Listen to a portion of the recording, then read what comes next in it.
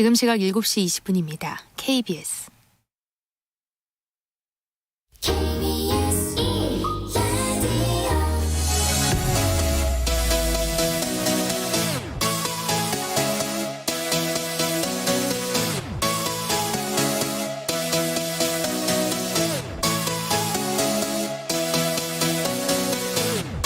KBS 열린 토론.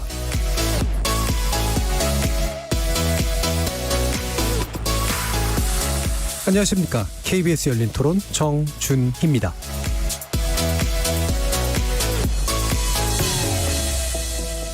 KBS 열린 토론 월요일에는 정체 재구성으로 여러분을 만납니다.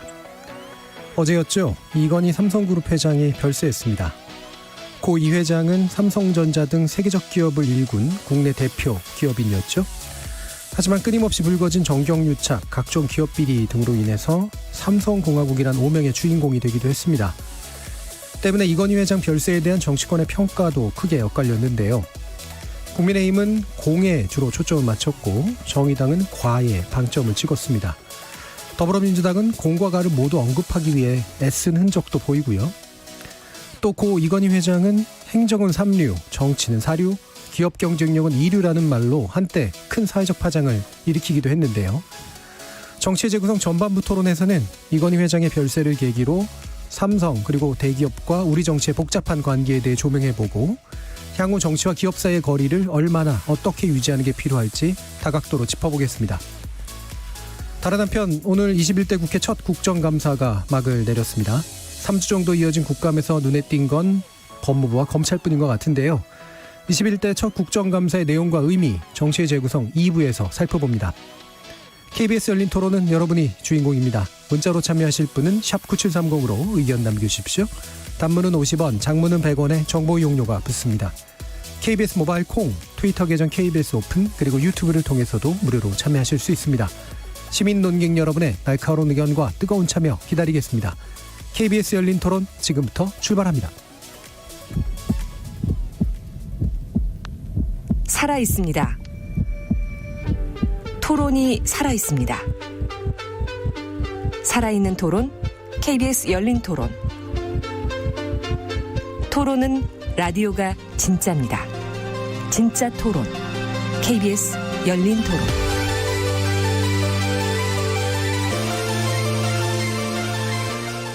정치를 보는 새로운 시선, 정치 재구성에서 시작합니다.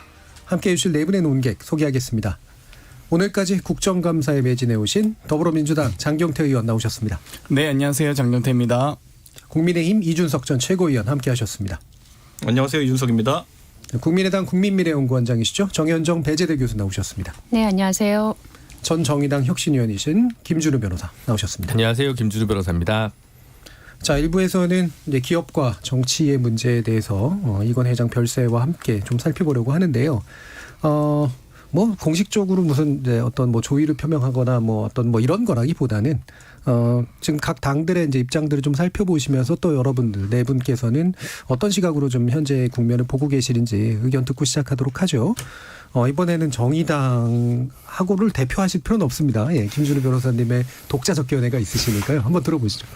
뭐 빛과 그림자가 있다, 이낙연 대표가 그런 말씀을 하셨는데, 빛이라고 따지면 이제 한국 자본주의에서 가장 뭐 영향력 있고 큰 족적을 남긴 세 손가락 안, 다섯 손가락 안에 드는 기업인인 거는 틀림없을 것 같습니다. 하지만 저는 그림자가 좀 더 짙다고 보는데요. 왜냐하면 네. 그 성장 과정에서 결국 이번 국감 때도 한번 드러났습니다만 민주주의를 위협하고, 엑스파일 사건 때 드러났습니다만 사법 질서를 위협하고, 그리고 무엇보다도 문호적 경영을 좀 원칙으로 삼으면서 헌법상 노동 3권을 위협하는, 그래서 민주주의와 사법 질서, 헌법에 대한 가장 큰 위협을 가진 존재감 있는 기업인이 서거했다.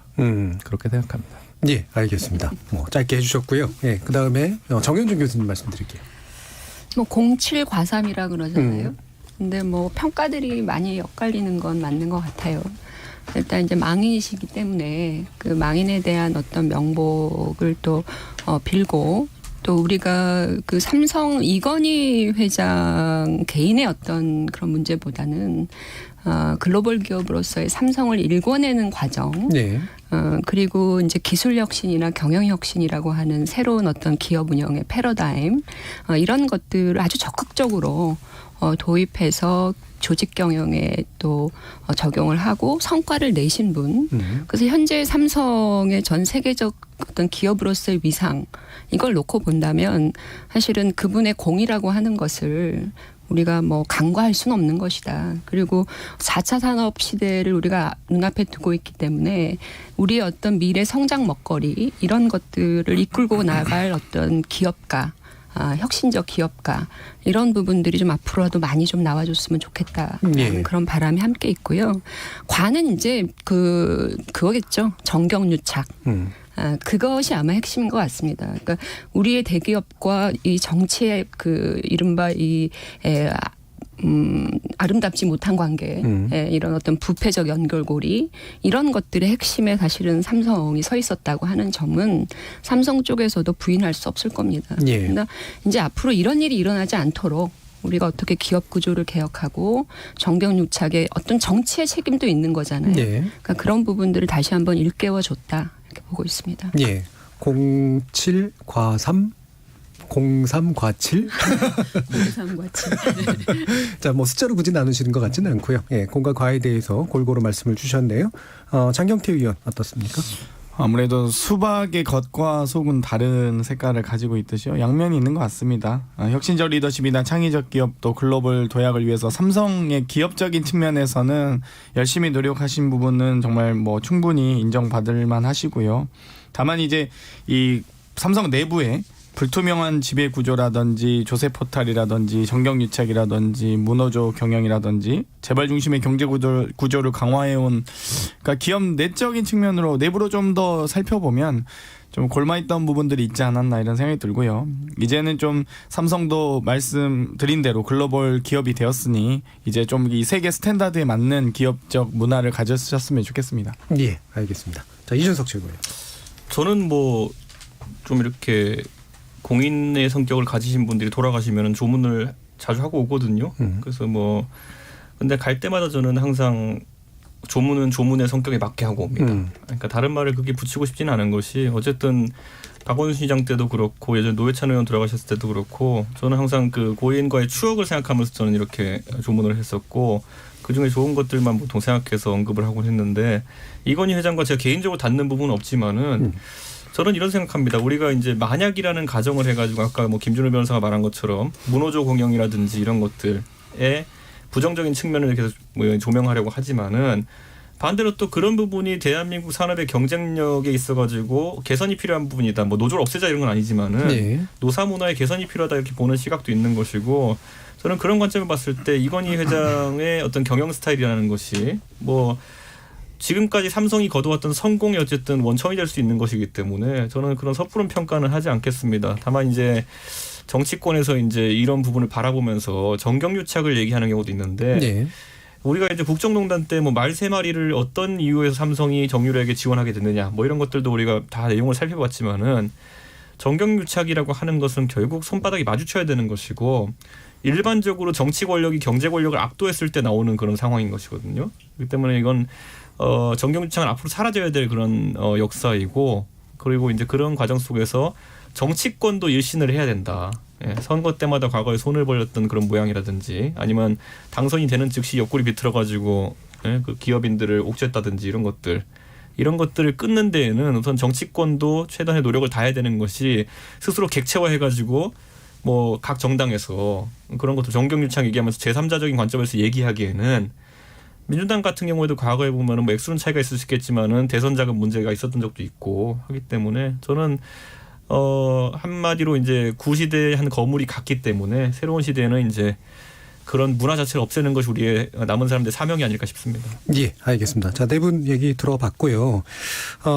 이건희 회장의 이제 그 별세, 뭐 사망 소식은 사실은 아주 큰 충격까지는 아니었던 측면도 있는 것 같아요. 왜냐하면 이제 상당 부분 이제 현재하지 않은 것처럼 이제 모습이 잘 드러나지 않았기 때문에 결국은 이재용 씨의 체제로 뭐 굴러갔던 게 현재까지의 삼성이어서 그래서 이제 많은 분들이 이제 막 충격에 의한 어떤 거라기보다는 뭐 나름대로 준비해 왔던 어떤 발언 내지 입장, 태도 뭐 이런 것들이 좀 드러나지 않았나 이제 그런 싶은데 거기 관련해서 뭐 이 얘기는 뭐 이제 호사가들이 얘기하는 것 식으로 얘기하고 싶지는 않고요. 결국에는 우리가 주목하게 되는 것은 뭐 이후의 승계 과정. 근데 승계라는 표현도 적절하진 않습니다만 이를테면 어떻게 이제 결국 상속되고 주식이 넘어가고 그다음에 경영에 관련된 어떤 권한들이 이제 배분되고 이렇게 될 텐데 여기에 대해서 이제 어떤 식으로 삼성이 대응할까? 그리고 실제로 그게 새로운 어떤 표준을 세울 수 있을까? 뭐 이런 식의 이제 궁금증들을 가지시는 것 같아요. 이 부분 김준우 변호사님 어떻게 전망하고 계시나요? 그러니까 이제 그 이재용 부회장이 자기 다음 때에는 경영권 승계 안 하겠다고 선언을 했잖아요. 예. 근데 사실 이제 본인은 어쨌든 승계를 하겠다는 거고. 근데 우리 사회에서 제일 고민은 그런 것 같아요. 이제 열심히 다 같이 일해서 물론 이제 뭐 경영자나 오너십에 이제 그 가지는 특장점이 있어서 그를 통해 기업이 성장했지만 그 기업 자체는 사실 우리 국민 모두의 것이거나 사회적인 어떤 자산인데 자산이 계속 일종의 그 혈연에 의해서 계속 운영되기엔 오히려 더 위험하고 그게 우리 사회의 오히려 발전에 좋지 않을 수 있다. 근데 그렇다면 그런 제왕적 리더십 뭐 미전실이라든가 전략본부 뭐 이런 걸 만들어서 이제 운영하는 시스템 말고 그 다음 단계로 나아가기 위한 적절한 방안은 무엇이냐. 사실은 뭐 동일하게 공기업이지만 글로벌 수준으로 컸는데 그 후로 확장을 못한 예를 들어 뭐 포스코라든가 뭐 KT도 마찬가지고 계속 그런 문제들이 남잖아요. 전문 경영인이 배치가 돼도 뭔가 정치권에 의해서 인사나 뭐 이제 채용 비리나 이런 것들이 반복되고 그러니까 전반적으로 던지는 질문이 있는 것 같아요. 그럼 이재용 부회장 안 하면 좋다. 근데 이 삼성이라는 거대한 호를 누가 어떻게 이끌어 가느냐. 그러다가 우리 사회에 미치는 너무 크니까 오히려 차라리 주인한테 맡기는 게 가장 책임 경영 아니겠냐 이렇게 이제 약간 퇴행적으로 논의가 좀 진척이 못 되고 있는 부분이 있는 것 같거든요. 그래서 그걸 어떻게 풀어야 될까라는 문제는 삼성뿐만 아니라 우리 사회 전반적으로 한번 되짚어보고 고민해볼 될 필요성이 있다고 생각하고요.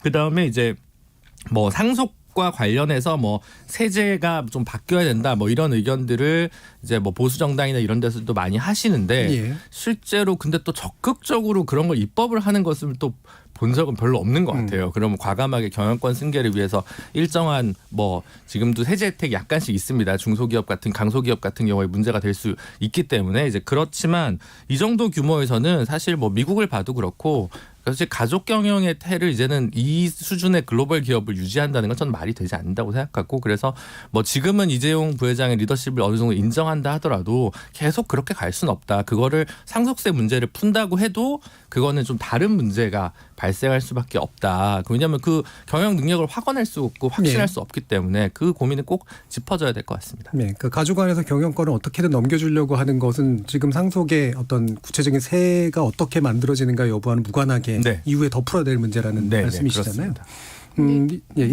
정혜준 교수님. 지금 김준우 변호사가 말씀하신 이 일반 우리 대기업들의 이제 그 승계 이런 개념들은 비단 삼성의 문제뿐만 아니라 소위 우리가 재벌이라고 하는 재벌 문화의 핵심 요소이잖아요. 그러니까 이제 이거를 자녀에게 승계하는 이런 전근대적인 방식으로 기업 경영을 해오고 있다라고 하는 것은 우리 기업들의 사실은 빨리 극복돼야 되는 그런 요소라고 하는 점에 대해서는 우리가 동의 다 할 거라고 보여져요. 그래서 사실은 우리가 뭐 재벌이라고 하는 사람들이 지분을 사실은 아주 적은 지분을 가지고 있지만 이 사람들이 계속해서 그 경영권을 승계하고 그러기 위해서 뭐 내부에서 여러 가지 편법 승계 방법들을 찾아내고 또 정치권에 부탁하고 정치권 그걸 봐주고 뭐 이런 방식으로 이제 정견유착이라고 하는 부분도 나타나는 것이기 때문에 아까 이준석 최고가 얘기한 것처럼 재벌 스스로가 이런 전근대적인 문화 요소를 빨리 벗어내는 것도 중요한 과제이지만 우리의 여러 가지 정치권이나 입법 구조나 이런 소위 말하는 대기업들 재벌 이런 것도 오히려 강화시켜주고 또 이런 부분들을 오히려 또 방조하는 이런 그 정치와 정부권의 어떤 문제들 특히 이제 관료들의 어떤 의식들 이런 것들이 사실은 같이 좀 병행해서 변화되어야 할 필요성이 있다고 보여지고요. 상속세 문제는 조금 논란이 있는 것 같아요. 그러니까 이재용 부회장 뭐 다른 거 다 떠나서 그 아버지 선대에서 사실은 이뤄놓은 그 자산 가치 뭐 또 주식 이런 거 보유 주식 이런 거에 의해서 지금 세금이 매겨지는 건데 이재용 부회장 입장에서 보면 자기 아버지가 열심히 일해서 뭐 다른 거 다 떼고 그렇게 했는데 거기에 대해서 나라가 과도한 어떤 세금을 가져간다. 이런 것들이 과연 바람직한 것이냐. 뭐 이런 문제 제기도 있을 수 있죠. 근데 저는 다른 나라 같은 경우도 상속세 같은 경우는 특히 이제 대기업 상속세 같은 경우에는 나라들마다 조금 좀 완화시켜주는 경향들도 있는 것 같아요. 근데 전제로 해야 될 것은 사회적 합의. 가 필요한 시점이 아니겠느냐. 그러니까 이번에 그 삼성의 상속세 문제는 우리가 이걸 어떻게 봐야 할 것이냐라고 하는 것이죠. 그래서 특히나 이 상속세를 지불하기 위해서 지배구조도 바뀔 가능성이 있고 또 빚을 또 져야 되는 이재용 부회장이 져서 또 높은 금리를 또 감당하면서 뭐 이렇게 해야 되거나 또는 주식을 팔거나 뭐 이제 이런 여러 가지 변동 요인들을 해야만 가능하다면 그렇게까지 무리하게 해서 현재의 어떤 구조를 어렵게 만들 필요가 있겠느냐. 합리적인 생각을 좀 해볼 필요가 있는 거 아니냐. 단 이조차도 사회적 합의가 우리 한번 좀 해봐야 될 것 같고요. 이참에 좀 공론화됐으면 합니다. 근데 상속세 부분이 그 세율이 어느 정도가 적당하냐의 문제는 사회적으로 개별 사회가 보는 가치관들이 좀 다를 테니까요. 그거는 뭐 아마 역사적으로 사회적으로 결정되는 문제일 것 같은데 지금까지 이제 논의를 보면 상속세에 대한 과다함의 얘기를 할 때 핵심은 사실은 경영권의 자연스러운 승계를 불가능하게 할 정도로 상속세가 높다 이렇게 되는 경향들이 있었단 말이에요. 저는 그 상속세라는 어떤 세금의 원래 취지라고 하면 재산의 상속을 이제 좀 막자는 취지가 있다 저는 이렇게 봐요. 그래서 이제 부의 대물림이라는 것이 출발선 자체를 다르게 하는 것이 아니냐라는 주장에 좀 공감하기 때문에 재산 가치로서의 어떤 상속이라는 하는 것은 뭐 저도 이제 50% 가까운 세율을 때리는 것에 동의합니다. 그런데 반대로 아까 말했던 경영권에 대한 측면 좀 다른 것이 경영권 예를 들어 미국 같은 경우에도 보면은 구글 알파벳이나 아니면 뭐 중국 알리바바 같은 경우도 그렇고요. 이런 회사들이 지금 상당히 많은 투자를 받고 이럼에도 불구하고 경영권 문제가 생기지 않는 이유는 차등의결권 주식 때문에 그런 거거든요. 그러니까 저는 이 차등의결권 주식이라는 것에서 우리 중소기업 벤처부 같은 경우에도 이제 신규 벤처기업들에는 굉장히 긍정적으로 검토하고 이렇게 규제를 좀 풀자고 하는 것을 이제 얘기하고 있는데 저는 이 대기업 같은 경우에도 이런 부분은 좀 챙겨줘야 된다. 왜냐하면 경영권이라고 하는 것에 불안정성이 생기게 되면은 오히려 편법들이 많이 발생할 수 있습니다. 그리고 지금 저는 결국에는 그 경영권에 대한 불안 때문에 아까 우리가 말했던 정경유착 사건이라든지 정치권의 그런 쪽에 좀 편의를 봐달라고 하는 정경유착이 나오기도 하고 아니면 또 돈을 어디선가 만들어 상속세를 내야 되기 때문에 일감 몰아주기 회사를 만든다든지 이런 일들이 지금 그게 주 아이템이거든요. 보통 경영진이 문제를 일으키는 경우.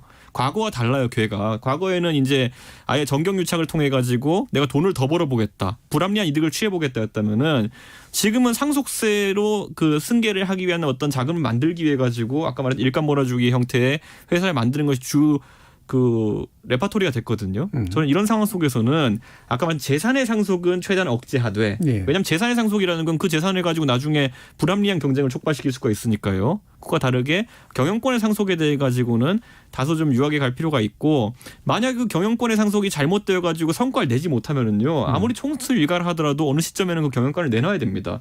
회사가 망하는데 어떡하겠어요.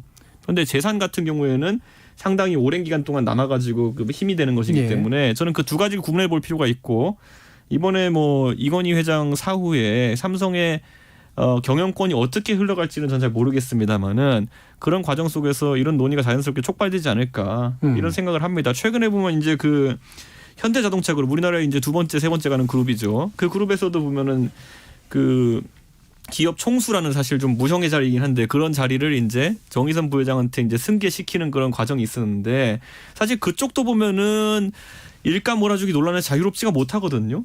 그러니까 저는 이게 구조적인 문제가 아닐까라는 생각도 정치권이 좀 해야 되는 것이 아닌가 생각합니다. 장경태요.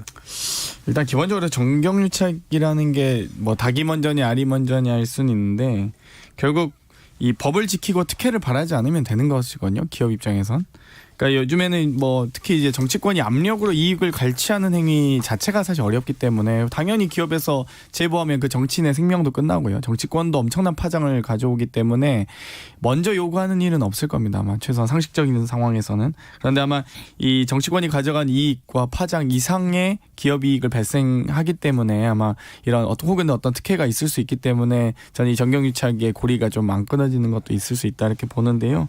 어찌되었건 이 삼성에서 뭐 사실 저는 이건희 회장께서 뭐 노력하시고 어떤 결단의 리더십이 있었던 것은 존중하지만 혼자 일해서 번 돈이라고 생각하진 않습니다. 그러니까 뭐 예를 들면 무역 장벽을 만들고요. 국민들이 과거에 성장기 때 질 낮은 제품을 높은 가격으로 구매해주면서 또 정부로부터 R&D 투자금도 지금도 사실 R&D 투자도 정부 대기업이 많이 받아가고 있고요. 또 이 소위 이 신제품 출시도 늦춰가면서 예를 들면 가장 가까운 사례로 이 아이폰 3가 나왔을 때 삼성은 그 대항마로 옴니안을 출시했었거든요. 그런데도 불구하고 이제 너무 이제 심각한 상황이다 보니 그 두세 달 이상 그 아이폰 3의 출시를 늦춰가면서까지 갤럭시 A 그 당시 S 나오기도 전이죠. A 정말 안 좋은 제품이었는데 A 정도 나오면서까지 정부가 어찌됐건 삼성 갤럭시 핸드폰을 육성해주고 보호해준 측면이 있습니다. 그런 것들은 국가와 국민들이 함께 노력해준 거지 기업이 절대 잘한 건 아니거든요. 그렇기 때문에 이런 부분들까지 고려해서 정말 전 국민적 관심을 가지고 있고 어찌됐건 대한민국을 대표하는 기업으로서의 사회적 책임 꼭 느끼셨으면 좋겠습니다. 네, 그 뭐 삼성이나 뭐 책임 경영의 문제, 뭐 그러니까 상속의 문제나 이런 것들 뭐 복합적으로 고민해야 될 때인 것 같긴 한데. 근데 제가 보건대는 이 삼성이 문제된 것, 특히나 우리나라 재벌이 문제된 건 이 순환 출자 구조의 문제 아닙니까? 그러니까 일감 몰아주기 같은 경우도 이제 이순석 최고 말씀처럼 뭔가 기존의 정경 유착과는 다른 어떤 동인으로 만들어지고 있는 것도 사실이지만 순환 출자 고리를 만들어서 억지로 그 모든 것들을 다 꿰가지고 함께 운영하려고 하는 어떤 태도가 있는 한 사실은 이제 미국의 기업의 운영과는 좀 다른 관점에서 볼 수밖에 없는 측면들이 좀 있는 것 같거든요. 저는 건데 이제 그 사실 순환출자고리의 가장 큰 문제는 뭐 아까 말했던 것처럼 소수의 자본으로 다수의 회사를 통제하는 그 결과에 있다 보지만 저는 그것을 이제 실타래를 푸는 과정도 굉장히 조심스러워진다 이렇게 생각하는 것이 지금 삼성이라는 우리 경제의 상당 부분을 차지하는 기업 집단이 굉장히 특이하게 발달한 것이 이 기업은 재료부터 완제품까지 다 만듭니다. 그러니까 수직 계열화라고 우리가 하는 부분을 완성시켜 왔는데 그 수직 계열화를 통해서 경쟁력을 갖는 기업 중에 하나거든요. 그렇기 때문에 여기서 하나씩 예전에 이제 뭐 사실 미국 같은 경우에도 보면은 수직 계열화를 하려고 했던 기업들이 있었는데 거기는 반독점 문제도 있고 해서 많이 깨졌거든요. 근데 우리나라는 그걸 성급하게 풀려고 하는 순간에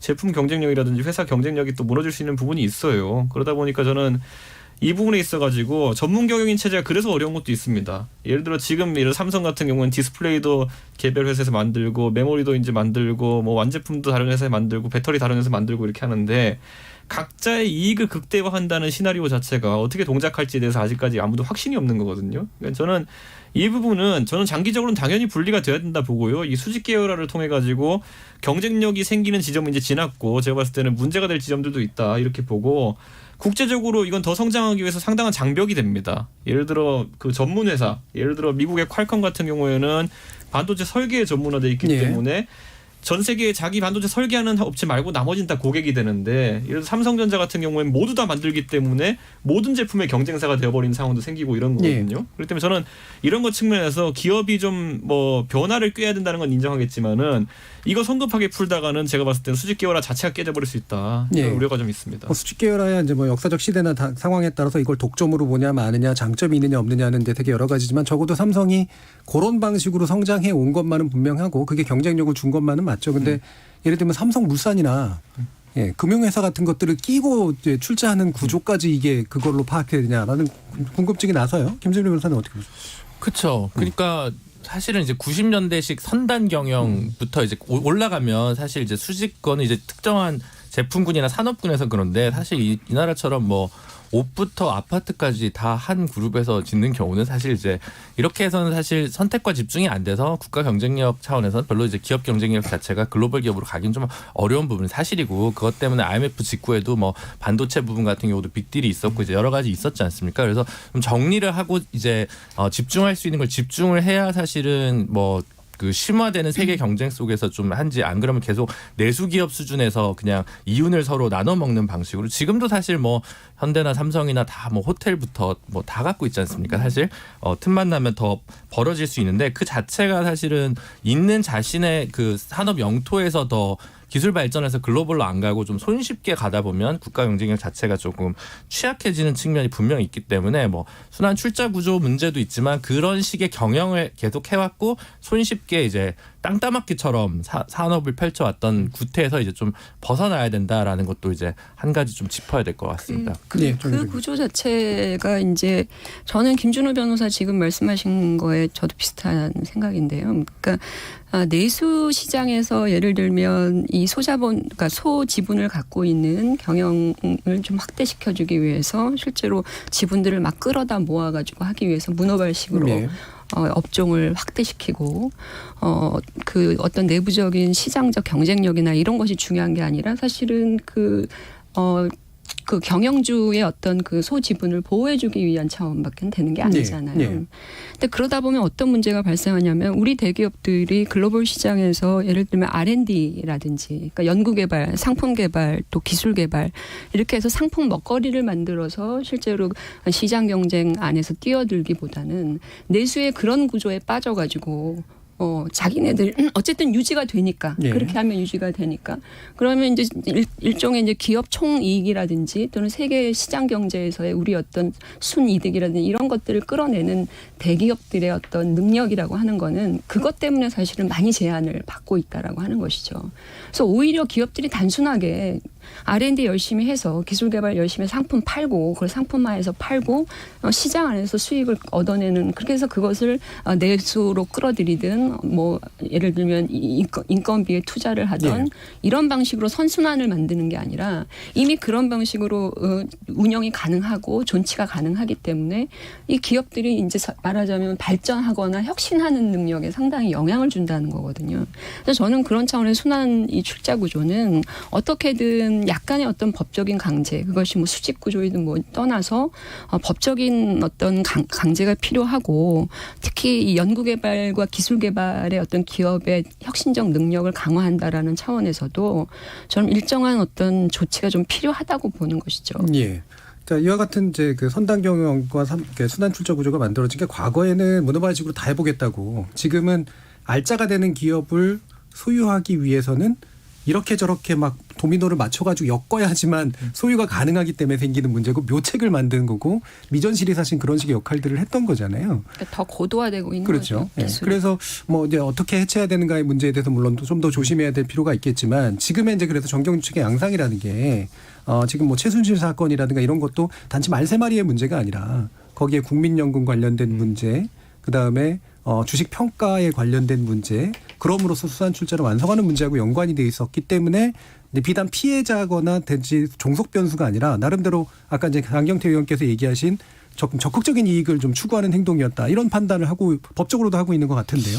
그러니까 뭐 사실 이제 일감 몰아주기를 자칫 뭐 기업 경쟁력을 성장시키는 우리가 소위 선택과 집중이라는 표현으로 일감을 몰아주는 것이 그 기업과 어떤 기업 어떤 관계되는 기업들끼리의 어떤 성장 과정에선 대단히 뭐 용이한 과정이다, 뭐 유리한 과정이다라고 보시는 분들도 있는데 오히려 저는 뭐 다른 기업이었어도 충분히 그 어떤 이 소위 공사라든지 지원 제도를 충분히 수행할 수 있었을 거라고 보거든요. 그러니까 예를 들면 국책 사업이라든지 정부 주도의 공사를 계속 대기업에게 몰아주다 보니까 당연히 대기업 위주로 성장할 수밖에 없고 다른 어떤 대기업도 그 과거에는 경쟁업체들이 있었을 거란 말이에요. 근데 경쟁업체들이 다 이 소위 고사되는 혹은 도태되는 방식으로 지금 소위 몰아주기 때문에 이 일감 몰아주기가 결국에는 기업 내에 몰아주기뿐만 아니라 오히려 비효율성을 극대화한 측면이 있다.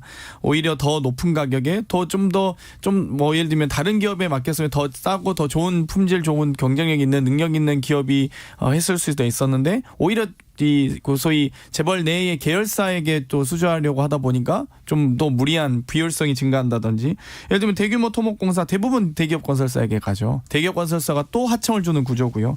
2조짜리 다리 대기업 건설사만 만들다 보면 당연히 자본과 기술력이 계속 그 대기업에게만 축적될 수 있는 밖에 없는 그런 방식들. 예를 들면 모든 학교에 대기업 컴퓨터 깔았습니다. 다 기억하시겠지만 만약에 다른 중견기업 컴퓨터 깔았으면 그 중견기업 아마 대기업 됐을 거예요 아마. 저는 어떻게 정부가 정책 방향을 결정하느냐에 따라서 기업의 성장 속도와 성장 방향과 성장 가능성은 좀 전 달라질 수 있다고 봐요. 근데 좀 뭐랄까요 너무 이제 정부와 뭐 약간 많은 지원을 받은 건 사실이죠. 예. 자, 이 정경유착 문제를 뭐 사실은 자세히 좀 짚어야 되긴 하지만 뭐 시간상 관계도 있고 뭐 너무 또 역사적으로 또 짚어보는 건 그럴 것 같아서 이 부분은 한 가지만 얘기했으면 좋겠어요. 그러니까 지금 이제 단순히 정경유착 문제가 아니라 삼성이 전방위적으로 우리의 엘리트 사회를 관리해온 측면, 대표적으로 이제 안기부 엑스파일 같은 문제, 검찰 관리라든가 뭐 사법부에 대한 뭐 예전에 장충기 문자 사건이라든가 이런 것들이 실제로 그냥 단순히 정치 엘리트와 권력 엘리트와 기업 엘리트 사이의 교환 문제만이 아니다라는 이제 문제를 지적하지 않을 수가 없을 것 같은데 어떻게 보세요, 김준호?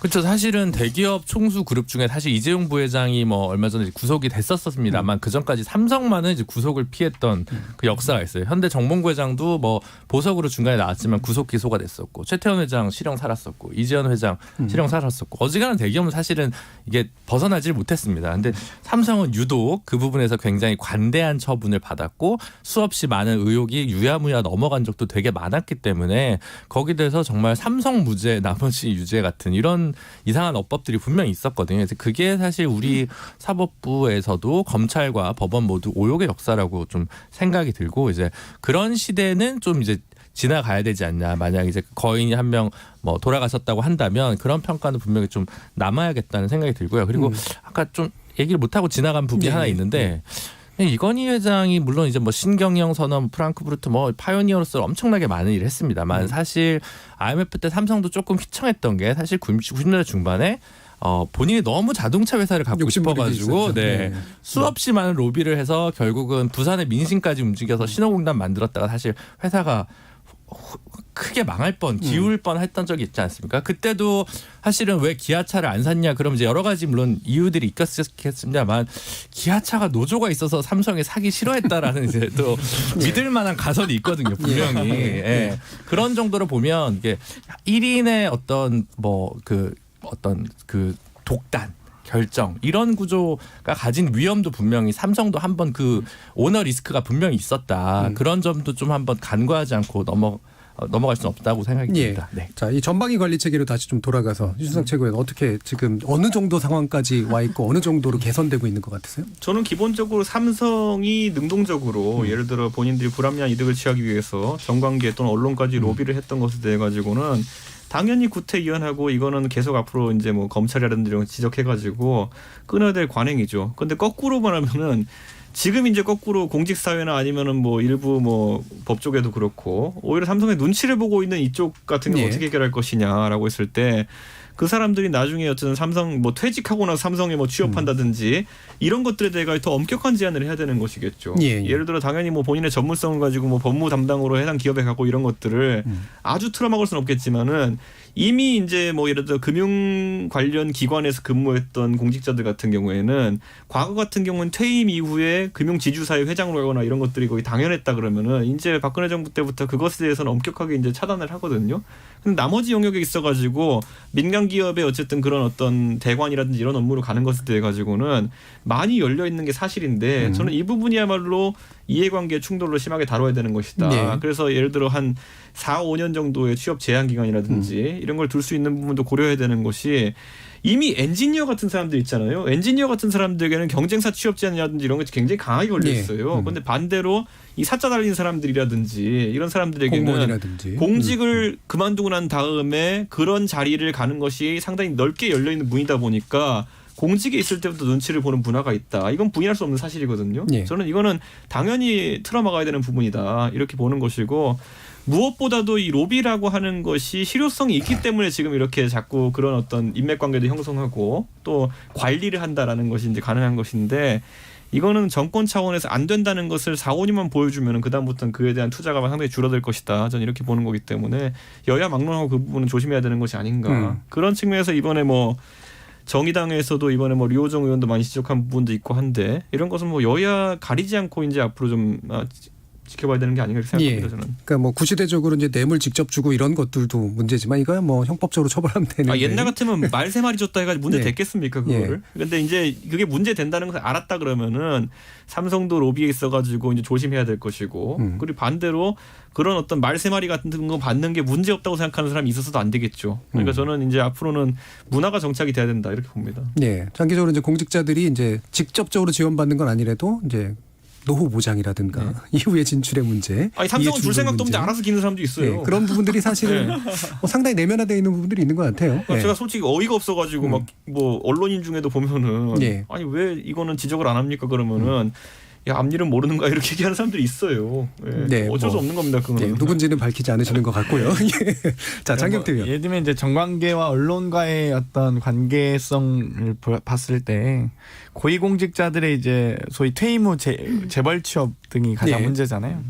근데 이제 이 소위 그 재벌 취업의 정도와 직급과 예를 들면은 뭐 언론사 간부라든지 그 고위공직자가 뭐 대기업의 삼성 전무 달고 부사장 뭐 달고 가는 거죠. 근데 이제 그런 과정도 공직재직 중에 그럼 어떤 역할을 했느냐가 또 평가의 잣대가 되기 때문에 제대로 된 어떤 정책 결정을 한다든지 소위 이 정론 직필을 할 수 없는 상황도 발생하는 것들. 예를 들면 한동안 이슈가 됐었죠. 한겨레나 경향신문 같은 경우 삼성 광고를 거부할 수 있겠느냐 없겠느냐 이것도 뭐 주목받은 적도 있고. 근데 이 문제는 이 좀 더 고도화되고 있는 것 같아요. 이제 재벌이나 이제 대기업에서 직접 고용하지 않고 협회나 뭐 자회사 등을 통해서 우회해서 이제 취업시키는 방법들 혹은 이 뭐 로펌에 넣어서 거기 고문으로 위촉해드리고 또 사건 수주를 그분으로 많이 몰아주는 여러 가지 아무튼 행태들이 있기 때문에 그런 것들을 좀 근본적으로 좀 원천봉쇄하기 위해서는 저는 일단 기본적으로 고위공직자에 올라가면 이제 좀 재취업이나 이런 것들을 좀 더 예를 들면 대법관 정도 되면 얼마나 정말 우리 사회에 존경받고 신망받아야 되겠지 않겠습니까? 그런데 뭐 예를 들면 변호사 개업을 해서 정말 전관을 요구한다는 이런 모습들은 이제 없어져야겠죠. 우리 사회도. 그런 문제들이 사실 우리 사회가 좀 구태의원에서 많이 좀 있지만 저도 외국 경험 같은 거 해보면 외국도 한 90년대, 2000년대 넘어가면서 고위공직자라든가 이런 분들이 명예를 찾기보다 사실은 노후를 찾는 경향들이 되게 많이 생겼거든요. 그래서 제도도 새로도 많이 생기고 그랬는데 어땠어요, 정현준 교수님? 그래서 저는 이제 그 기본적으로 그 로비와 관련되어지는 일종의 그 네트워크라고 하는 거는 사실은 그 말씀하신 것처럼 삼성이 하루 이틀 해서 아까 말한 그런 권력을 가질 수 있는 것이냐. 네. 거기에는 일종의 그 카르텔들이 우리 역사적으로 계속 존재해 왔던 거잖아요. 그러니까 언제나 주는 위치에 있는 게 삼성일 테고 그걸 받아서 어떤 방식으로는 환원하고 또 정책으로 어떤 방식으로 환원하고 또는 우대나 혜택으로 환원하고 이런 방식으로 해왔던 어떤 관료 사회. 네. 아까 이준석 최고도 잠깐 지적을 했지만 이들 간의 다양한 채널에서의 주고받기의 관행들이 사실은 지금도 그렇게 많이 바뀌지 않은 상황이거든요. 대통령도 그렇고 뭐 총리도 그렇고 뭐 또 어떤 장관도 마찬가지지만 그런 카르텔로부터 사실 자유롭기가 쉽지 않다. 그러면 삼성의 그런 어떤 일방적인 권력화만 문제가 될 것이냐 아니면 그 안에서 기생할 수밖에 없는 조건을 갖춘 이런 정부와 정치 영역에서의 어떤 낡은 관습과 뿌리 깊은 문제점들 이런 것들에 대한 정비를 얼마만큼 적극적으로 우리가 해왔던가를 되짚어봐야 되거든요. 삼성이 그렇게 안 줄 수 없는 구조가 되어버린 거 아니에요. 우리 문화 자체가. 그렇다면 이건 국가 전체 또는 우리 사회 전체의 어떤 그 개혁 내지는 개선의 어떤 의지가 있어야 되고 저는 관료 사회가 좀 바뀌어야 된다. 많이 바뀌어야 된다라고 생각이 되고 옛날처럼 이게 관치 내지는 그 대기업이나 기업들이 이 정부의 모든 경영에 완전히 의존하고 살 때와는 다른 상황들이잖아요.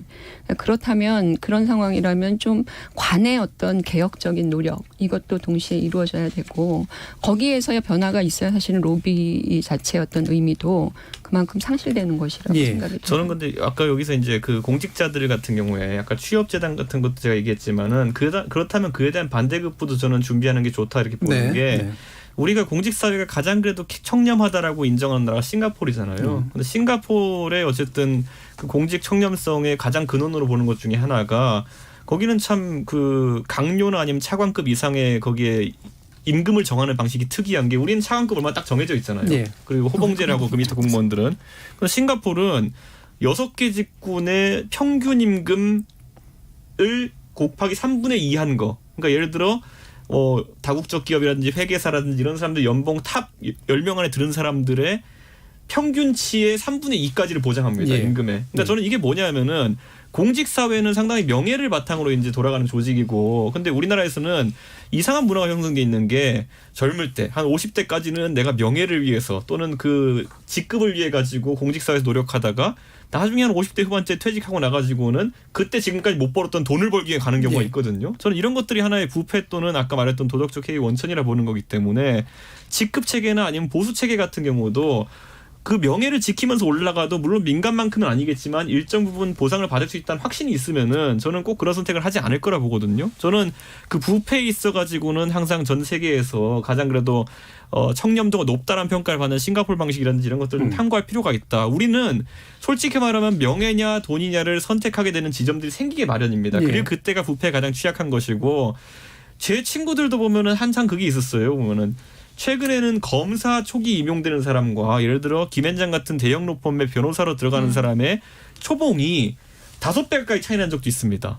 예, 그렇게 되면 솔직히 그거는 아무리 명예를 추구하는 사람이라 하더라도 고민을 하게 되는 것이거든요. 그럼 저는 대한민국의 공직에 진출할 수 있는 사람들도 그런 걱정 없이 갈 수 있는 문화가 좀 있으면 좋겠다. 저는 그래서 그런 것들을 하나의 아까 말했던 것처럼 취업 제한을 강화함과 동시에 그런 반대급부도 준비해야 된다, 이런 생각을 합니다. 또 하나 이제 제가 아까 빠뜨린 문제 중에 하나는 뭐냐면, 이게 이 오늘날 이게 뭐 관료 사회와의 어떤 로비적 네트워크 이것도 문제지만, 이게 이제 사회가 현대화되면 사실 법률과 소송 뭐 이제 여러 가지 그런 시장에서의 어떤 불균형도 그런 삼성의 일종의 로비 파워라든지 또는 아까 얘기한 것처럼 왜 삼성은 처벌받지 않아라고 하는, 근데 이들이 어떤 방식으로든 소송에 가고 소송에서 소송 전쟁을 치러내는데 어쨌든 결과는 뭐 그냥 심증으로 끝나버리는 이런 불합리한. 그래서 저는 인정하고 싶진 않지만 우리의 사법시장이 점점 다양화되고 고도화되면 될수록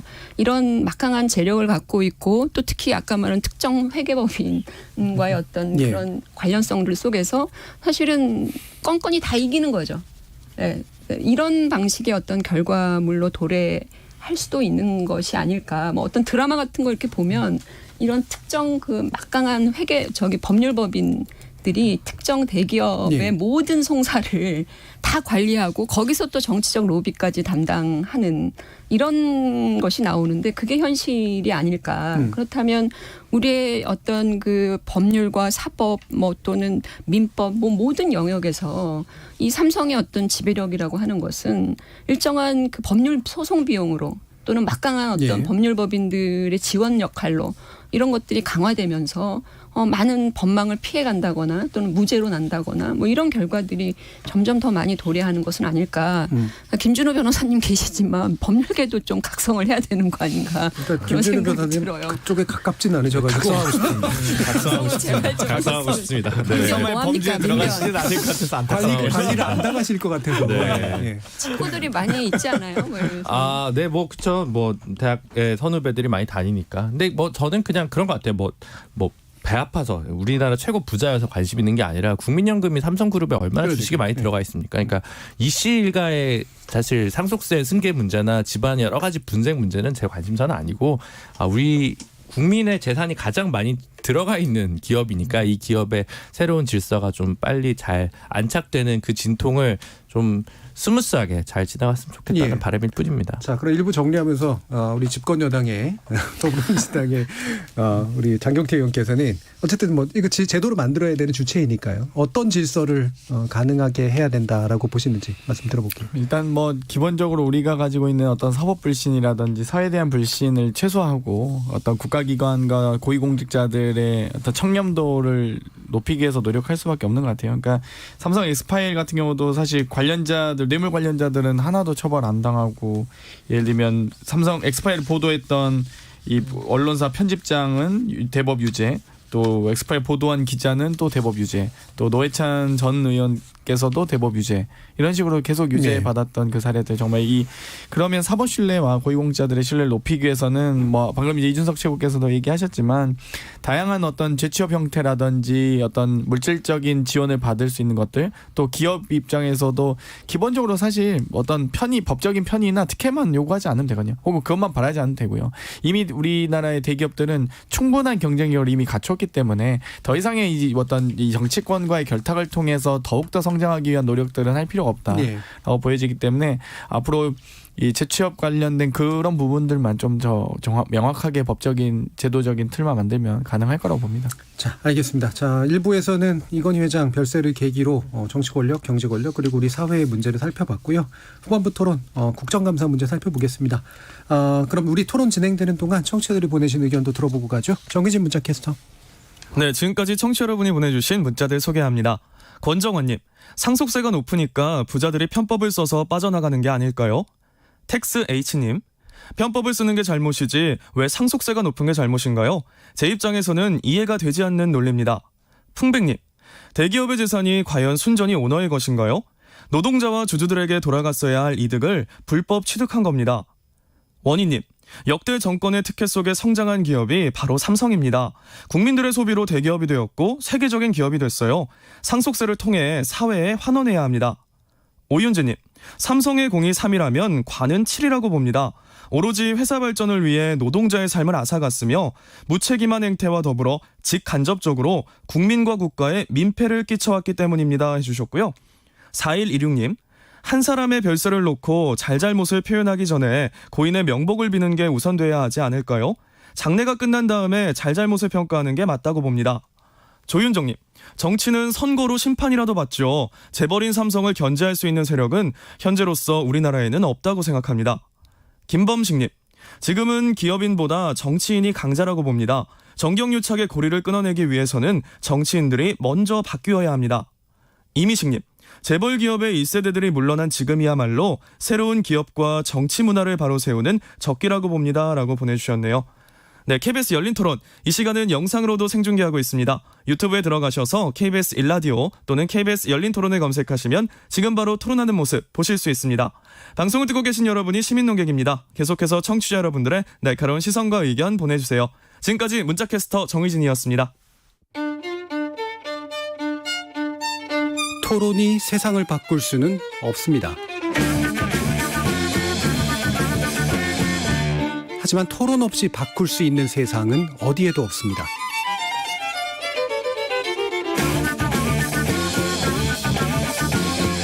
세상의 선한 변화를 갈망하는 당신. 정답이 아니라 질문의 힘을 믿는 당신. 우리 KBS 열린 토론에서 만납시다.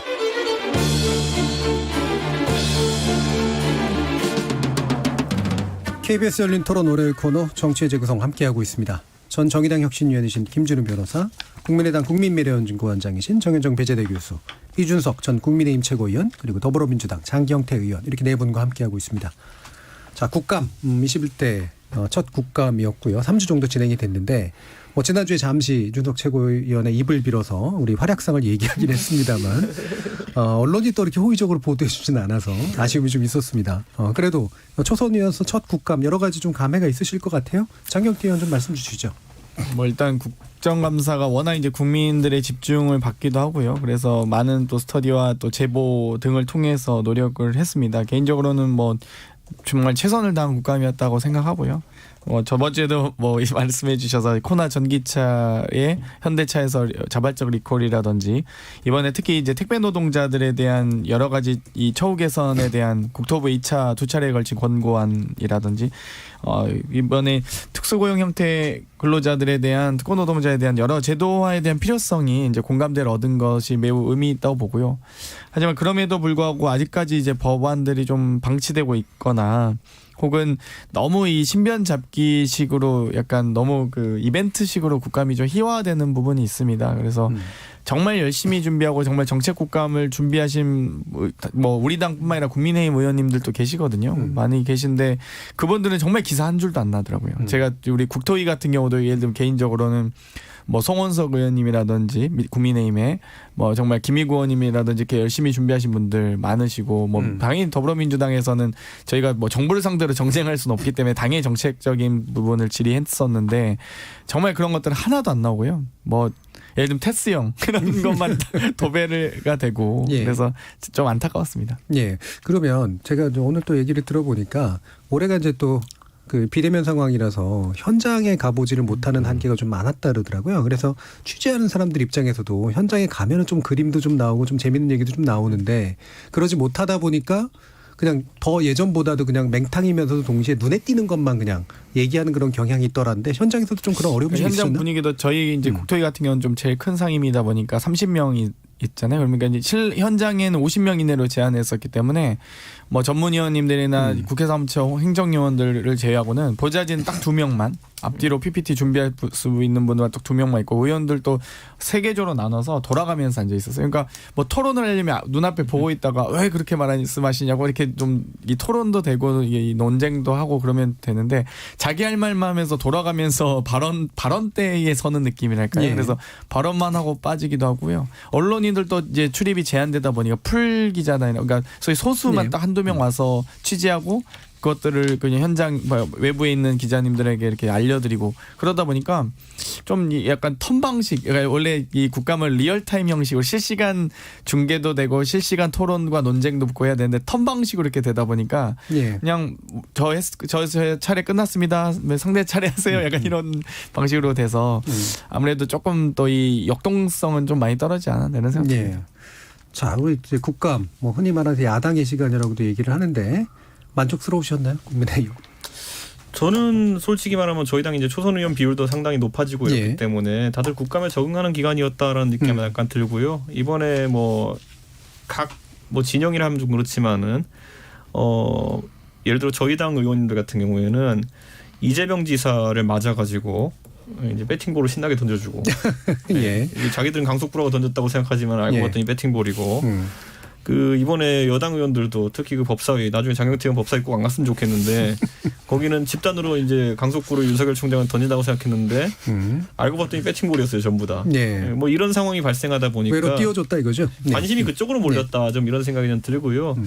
저는 이번에 어쨌든 코로나 때문에 그런지 몰라도 아까 말했던 것처럼 우리 사회 전반적으로 어떤 좀 뭐 많이 이제 활동들이 위축되다 보니까 국감 제보도 상당히 적게 들어왔다 그러더라고요 이번에는요. 원래 예. 국감을 앞두고 상당히 여러 가지 제보가 들어오는데 그만이 적게 들어왔고 그랬기 때문에 좀 한계가 있지 않았나라는 생각을 하게 되고요. 다만 이제 야당 입장에서는 지금 정치 현안에 대해 가지고 특히 추미애 장관 같은 경우에는 이 사실 이 와중에도 뭐 수사 지휘권 발동이라든지 여러 가지로 여러 정쟁거리를 많이 만드셨기 때문에 그런 부분에 좀 주목해가지고 저희가 좀 국감을 진행한 측면이 있는 건 사실이다. 그런데 예.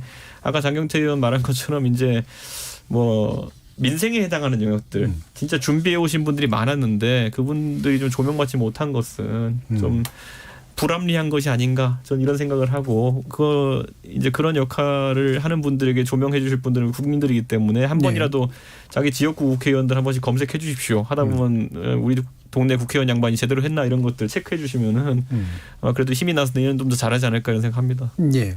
정혜정 교수님 어떻게 보셨어요? 제가 뭐 알고 있는 국정감사는 이제 국회가 1년 동안 행정부가 해왔던 네. 일들에 대한 사무감사를 그렇죠. 하는 거잖아요.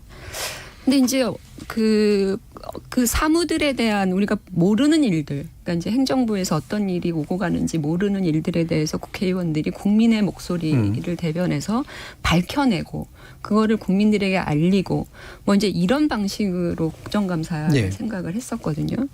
근데 우리나라는 어쨌든 지금 상시국감도 아니고 딱 3주밖에 안 되잖아요. 이 3주 동안의 의원들이 어떻게든 이제 이렇게 스포트라이트를 받아야 된다라는 그거밖에는 없는 것 같아요. 그래서 어떤 그 정말로 필요한 어떤 사무감사의 내용들을 찾아보기 어렵다는 건 이번 국감도 마찬가지고요. 그러니까 너무 이렇게 스포트라이트만 관심받는 의원들 예. 이게 중요한 게 아니라 정말 실정 잘못하고 있는 것을 제대로 해서 교정하는 작업들이 있는 것이고 제가 그 종합국감이라고 하는 걸 봤거든요. 근데 원래 종합국감이라고 하는 건 어떤 의미냐면 국정감사의 그 피감기관들, 피감기관들에게 감사기간 동안에 의원들이 제기했던 문제들을 어떻게 개선할 것인지 대응책을 가져와봐라. 뭐 이렇게 주문을 하기도 해요. 그러면 그거에 대한 어떤 상황 보고를 종합감사 시간에 좀 예. 하도록 그래서 그거에 대한 팔로우업을 의원들이 해서 어떤 걸 개선할 의지가 있고 없고 이런 걸 판단하는 일종의 그런 피드백 과정인데 이 종합감사장도 똑같습니다. 그러니까 그 일반 감사 시간에 그냥 제기됐던 문제 다시 한번 공전하고 고쳐라 마라 뭐 이러고.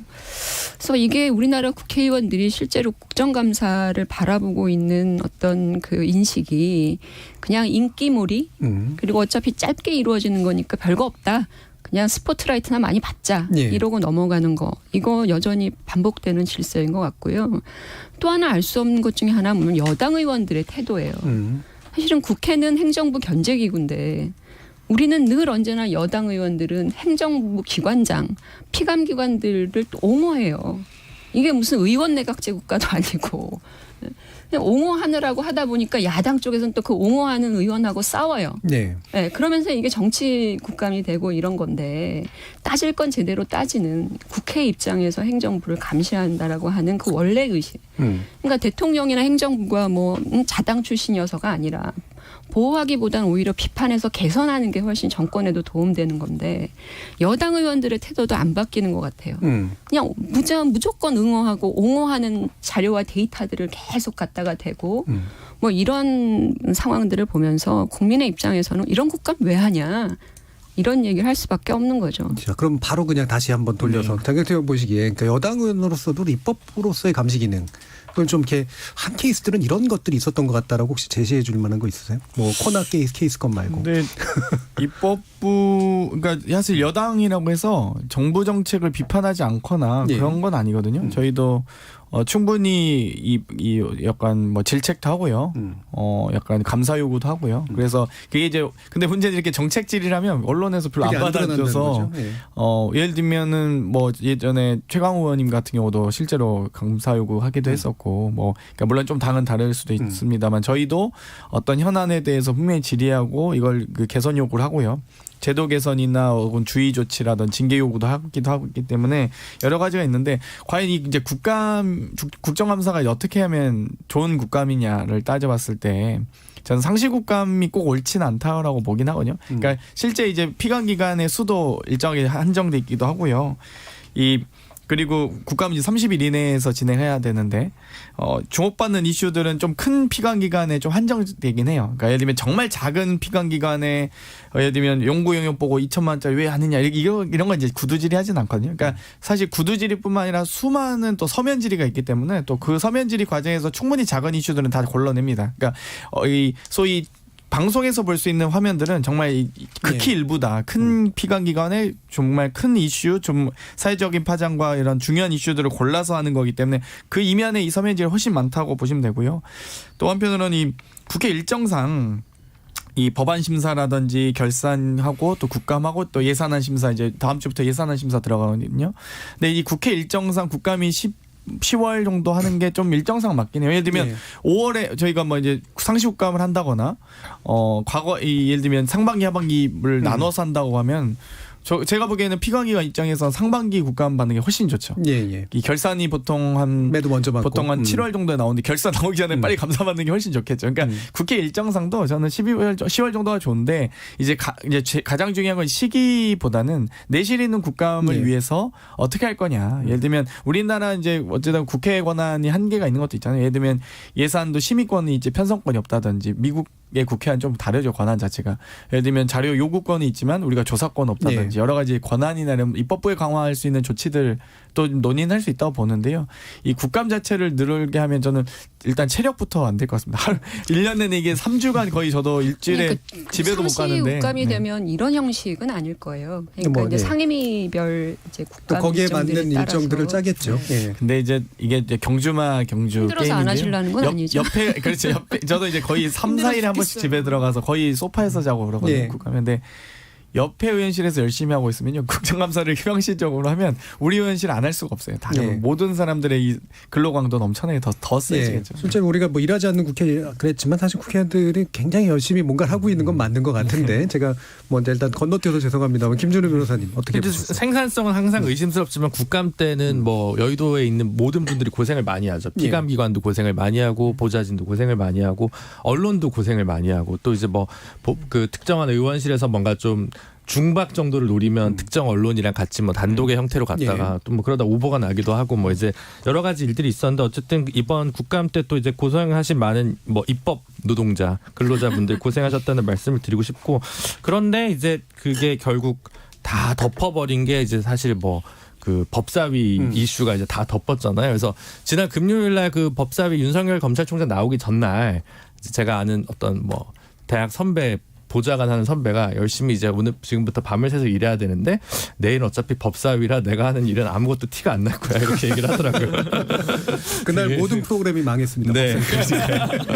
그러니까 그런 게 좀 아쉬운 것 같아요. 그래서 언론은 그럼 과연 또 뭘 해야 될까 이럴 때 도대체 균형 잡힌 게 뭘까? 분명히 또 사람들이 또 혹하고 관심 있어 하는 뭐 이렇게 핍진성 있고 폭발력 있는 건 따로 있는데 정말 또 바꿔줘야 되고 조명해줘야 될 일들은 또 있고 이제 그런 것들이 참 쉽게 풀리지 않는 것 같아요. 뭔가 의지만으로 누군가의 결단만으로 풀리지 않는 문제가 참 어려운 것 같고요. 그런데 이제 사실은 결국은 여야가 거대 양당이 이제 검찰 그리고 법사위 문제로 격돌을 했습니다만 최근에 여론조사 같은 걸 보면 민주당을 지지하는 층은 뭘 제일 잘한다고 생각하냐면 방역 이렇게 얘기하고요. 국민의힘을 제일 지지하는 사람이거나 민주당을 비판하는 사람 뭘 제일 잘못했냐고 하면 부동산이라고 그러거든요. 검찰개혁은 순위에 별로 없더라고요. 그 여론조사 결과들을 뭐 한국갤럽이나 리얼미터 쪽을 보면.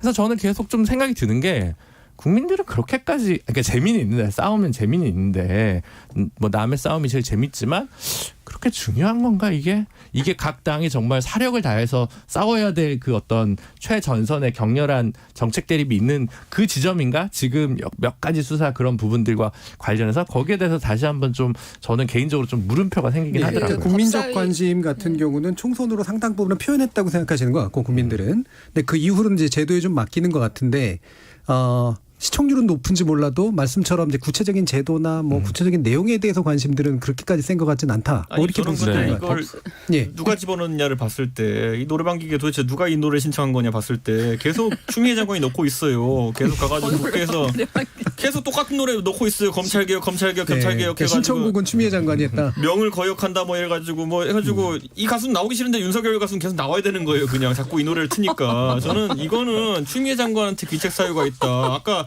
김준일 변호사 말한 것처럼 국감에 이 주제가 그렇게 등장할 필요는 없었거든요. 그런데 아까 제가 언급했던 것처럼 국감 하는데 계속 옆에서 노래방 기계에 똑같은 것만 넣는 거예요. 이거 어떻게 합니까? 저는 대통령께서 이 추미애 장관의 이런 행태에 대해 가지고 좀 구두로 지적을 하셔야 되는 게 아닌가 이런 생각을 하고 오늘 나와가지고 아까 종합국감의 성격에 대해서도 얘기했지만은 오늘 와가지고 대부분의 얘기를 그냥 윤석열 총장 하는 얘기 받아치는데 이제 그렇죠. 다 썼는데 이것도 법무부 장관도 지금 황당합니다. 제가 봤을 때는. 아니 그리고 아까 제가 말씀드리려고 했던 건 뭐냐면 이게 이제 여러 가지 구조적인 문제도 있겠는데 이번에 사실은 법사위가 뭐 윤석열과 추미애 장관이 어떤 방식으로 대립할 건가 이런 거에 대한 어떤 극적인 드라마틱한 기대감을 갖고 면이 있죠, 그럴 수도 있겠지만 또 한편으로는 여당 의원들 특히 이제 초선 의원들이에요. 초선 의원들이 사실은 처음 뉴페이스로서 이제 데뷔를 하는 거잖아요. 말하자면. 근데 이제 그들의 어떤 논리적인 문제점들 이런 것들이 오히려 또 관전을 하고 있는 사람들의 관심 포인트를 올려주고 있다. 그러니까 그런 차원에서 놓고 보면 이게 그 해당 상위에 소속되어 있는 의원들이 이 국감을 아예 그냥 인기 국감으로 만들려고 작정을 하지 않는 이상 이제 그런 상황들이 계속 연출이 되는 거죠. 노래방 기계든 아니면 조연이든. 그러니까 이것은 제가 볼 때는 기본적으로 정부 여당에서 좀 고민이 좀 필요한 부분이다. 아니 왜 장관님이 그 노래만 넣으면 여당의 모든 사람들은 탬버린 들고 나옵니까? 진짜 저는 이해가 안 가는 거예요. 애초에 그렇게 질문하냐고. 아까 그 배팅 비유는 괜찮았는데 노래방 비유는 코로나 시절에 잘 안 맞는. 요즘 자주 가시나 봐요. 잊고 있었던 문화입니다. 한 1년 동안 저희가. 마스크 쓰고. 자격증. 뭐 일단 어찌됐건 이 윤석열 검찰총장이 이 권력기관의 장으로서 이 정부의 민주적 통제를 따르지 않는 건 사실인 것 같아요. 그러니까 어찌됐건 만약에 국세청장이 기재부 장관의 지휘를 받지 않는다든지 경찰청장이 행안부 장관의 지휘를 받지 않는다든지 육군참모총장이 국방부 장관의 군령을 따르지 않는다면 엄청난 문제겠죠. 뭐 군인 같은 경우는 반역죄겠죠. 근데 검찰총장의 장이 헌법과 정부조직법이 정하고 있는 법무부 장관의 민주적 통제에 대한 지위를 따르지 않고 있거든요. 그 부분에 대해서 장관으로서 많은 이 소위 지휘 감독 권한이 있는 장관이 여러 가지 지휘권을 행사했을 텐데도 불구하고 너무 이 검찰이 가지고 있는 이 성역화된 공무 성역이라고 생각하는 검사들의 어떤 이 노력 때문에 제대로 이 민주적 통제가 안 되고 있는 부분에 대해서 아마 많은 국민들이 관심을 갖고 있고요. 또 검찰 개혁에 대한 필요성을 많이 공감하는 과정에서 그러면 이제 국회가 입법부가 할 수 있는 어떤 민주적 통제는 무엇이 있을 것인가. 아마 제가 보기에는 뭐 현안 질의나 뭐 자료 요구해도 검찰에서 줄 리가 만무합니다. 제가 보기에는 얼마나 심각할지 뭐 거의 답변서 한두 줄 뭐 정말 성의 없는 답변서가 올 걸로 예상이 되는데요. 그러다 보니까 아무래도 이목을 집중받는 국정감사에서 이 질의를 통해서 감사 질의를 통해서 아마 좀 이 부각을 많이 시키고 싶었을 거고요. 그리고 윤석열 총장 같은 경우는 정말 이 다른 피감기관의 장과 다르게 정말 앞에 아무런 서류를 놓지 않고 혼자 깍지 끼고 대답을 하시더라고요. 예. 보통 답변하라는 피감기관의 장은 이 팩트를 그러니까 사실관계를 명확하게 이 보고해야 되는 의무가 있기 때문에 기본적으로 자료를 두고 또 자기가 모르는 게 있으면 뒤에 배석 간부들을 통해서 이렇게 보고를 받아서 사실관계를 확인을 통해서 답변을 하게 되는데 너무 이 정치적인 수사로 저는 약간 방송 토론 보는 느낌이었어요. 그러니까 거의 약간 그런 정도의 잠깐 우리 방송 토론을 너무 낮게 평가하시는 거 그러니까 방송 번호를 또 눌렀어요. 그러니까 방송 토론이라는 건 이제 쌍방이 예. 이 본인의 정견을 가지고 주고받는 건데 그 국정감사는 그건 아니거든요. 그러니까 예. 감사권을 가진 입법부에서 정부의 민주적 통제를 위해서 질의를 하는 거면 그 질의에 대한 답변을 성실히 할 의무가 있다는 거죠. 추미애 장관은 불러도 대답이 없었던 피감기관이었죠. 맨날 똑같은 노래 시키는데 가사 못 외우겠어요? 그거 똑같은 추미애 거 장관 물어보잖아. 불러서 아들 병역 가지고 휴가 가지고 막 물어보는데 이렇게들 말씀하시면 태도 문제를 얘기할 수 없죠. 청취자들이 못 들으세요. 그렇죠. 말이 섞여서. 저는 안 하고 있었는데 예, 그래서 자, 저는 계속 얘기하지만 이 채널을 돌렸으면 좋겠다라는 거죠. 이제 좀 그만 나왔으면 좋겠다. 이 투톱 주인공이. 그래서 네, 그게 제 고민이고 그게 더 바람직하지 않나. 조금 저는 항상 드는 생각이 추미애 장관님도 그렇고 윤석열 검찰총장님도 그렇고 나와서 발언하는 게 조금 거치세요. 발언할 때. 제가 생각하기에는 좀 고위공직자로서 가져야 될 좀 말의 품격이나 이런 걸 좀 더 정선해서 하셨으면 좋겠다는 간곡한 바람이고 그 거친 발언들이 또 한 번 더 뭐 소셜 미디어나 이런 걸 거치면서 더 이렇게 뭐랄까 밈으로 등장할 수는 있는데 그게 뭐 그렇게 바람직해 보이진 않는다라는 거죠. 저도 그래요. 뭐 물과 기름처럼 이렇게 법무부하고 검찰총장이 극한 대립을 하고 있는 것을 국민 입장에서 봐야 한다는 것만큼 정말 실증나는 일은 없을 것 같은데 아까 이제 제가 말씀드린 것 중에 그 민주적 통제 뭐 이런 표현들을 쓰세요. 그러면 법무부 장관이 검찰총장에게 현재 추미애 장관처럼 하고 있는 것이 민주적 통제라고 민주당은 생각을 하시는 거잖아요. 그럼 민주적 통제라는 게 도대체 뭐를 의미하는지는 잘 모르겠어요. 그러니까 검찰 출신이 아닌 법무부 장관이 예를 들어서 검찰총장의 예를 들면 수사 지휘권을 제한하고 뭐 이런 걸 지금 민주적 통제라고 보시는 거예요? 이건 여러 가지 논란의 여지가 있어요. 법적으로도. 그리고 제가 알기로는 최동욱 검찰총장 때 그때 그 민주당이 뭐라 그랬냐면 검찰은 기본적으로 일반 그 행정조직상 외청의 성격을 갖고 있지 않고 준사법기관이다. 그러니까 검찰총장의 어떤 독립성과 정치적 독립성을 보장해야 된다. 그러면서 그때 최동욱 총장 그 박근혜 정권 때 막 저기 할 때 상당히 지지를 했었잖아요. 그러니까 또 다른 논리로 지금 또 가고 있는 거예요. 그러면서 지휘를 받아야 되는 기관이라고. 지금 또 동전을 넣으면 안 될 것 같아요. 일단 정말 말하고 싶은데 선에서 멈추겠어. 민주적 통제 얘기 제가 작년에 엄청나게 많이 듣고 얘기하던 거라서 이거는 뭐 다음에 또 기회가 혹시라도 된다면 나중에 더 논의를 해보도록 하고요. 오늘 KBS 열린 토론 정체 재구성은 그럼 이것으로 모두 마무리하겠습니다. 오늘 토론 함께해 주신 정현준 교수님, 이준석 전 최고위원님, 그리고 김준우 변호사님, 장경태 의원님 네 분 모두 수고하셨습니다. 감사합니다. 감사합니다. 저는 내일 저녁 7시 20분에 다시 찾아뵙겠습니다. 지금까지 KBS 열린 토론 정준이었습니다.